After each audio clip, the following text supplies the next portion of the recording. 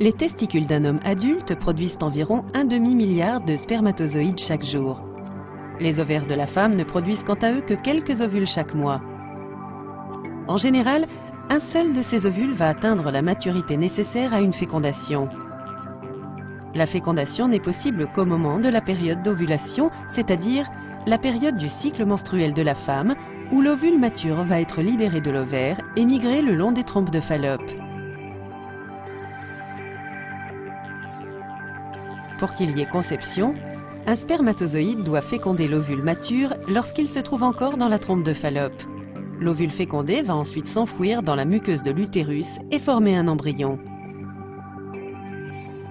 La stérilité désigne l'incapacité de concevoir naturellement un embryon malgré des tentatives répétées sur au moins 1 an. Il peut s'agir soit d'une stérilité masculine, soit d'une stérilité féminine. La fécondation in vitro, ou FIV, est une technique hautement sophistiquée qui permet d'aider les couples stériles à avoir un enfant.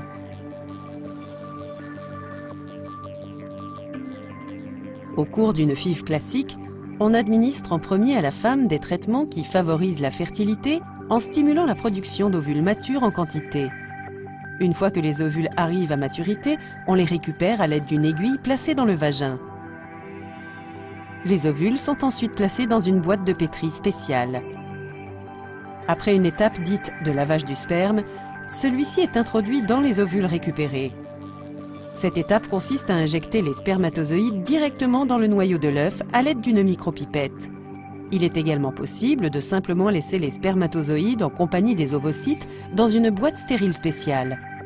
Lorsque la fécondation a lieu, l'œuf commence à se scinder, à se diviser et à former une multitude de cellules. Les embryons doivent être remis dans l'utérus environ 72 heures après la fécondation. La procédure de transfert de l'embryon consiste à introduire un tube flexible appelé cathéter qui passe par le vagin, le col de l'utérus, jusqu'à atteindre l'utérus. Les embryons sont déposés dans l'utérus par l'intermédiaire de ce cathéter. Des traitements supplémentaires peuvent être prescrits pour améliorer la probabilité de nidation des embryons dans l'utérus.